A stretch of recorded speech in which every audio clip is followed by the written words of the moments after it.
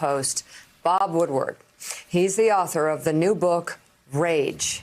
We're going to kick things off with President Trump flat out lying about his approach to the pandemic.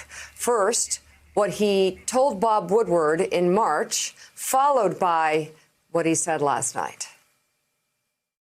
So give me a moment of talking to somebody, going through this with Fauci or somebody who kind of it caused a pivot in your mind, because it's clear just from what's on the public record that you went through a pivot on this to, oh my God, the gravity is almost inexplicable and unexplainable. Well, I think, Bob, really, to be honest with you, sure, I want you to.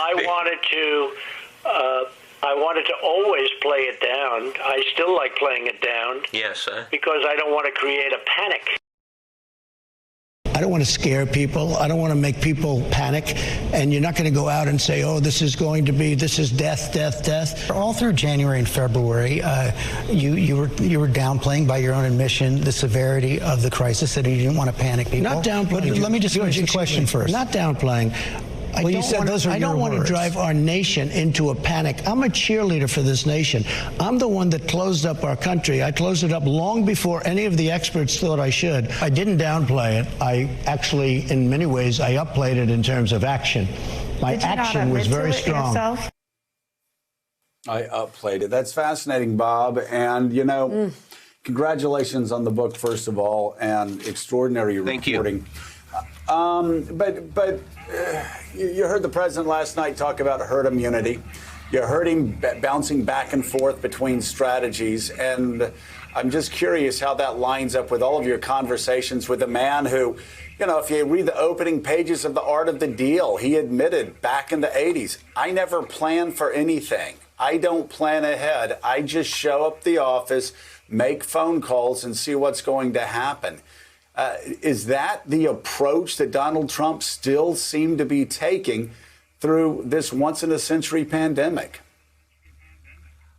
What is really shocking to me, and I think shocking to people who've looked at this, is that he knew it was airborne, that it was going to be a serious situation. Back in January, the key to understanding this for me was, let me take you to that scene of January 28th in the Oval Office when his national security advisor, Robert O'Brien, says the virus will be the biggest threat, the biggest national security threat you will face as president. And then the deputy, Matt Pottinger, stepped in and provided specifics. He'd been a Wall Street Journal reporter in China for 7 years, and he knew the Chinese lied about things like this, and he had contacts who told him this is going to be like the 1918 Spanish flu pandemic, and that killed, 675,000 people in this country.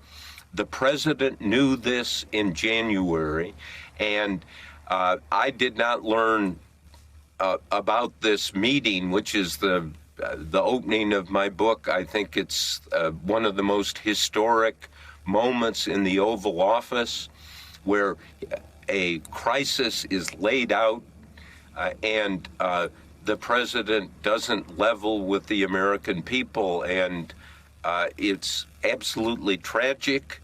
It's tragic for Donald Trump, for the country, for the 190,000 plus people who have died. If he'd been honest and shared the truth in some form, we would be in a completely different position now. It is a monumental, catastrophic leadership failure.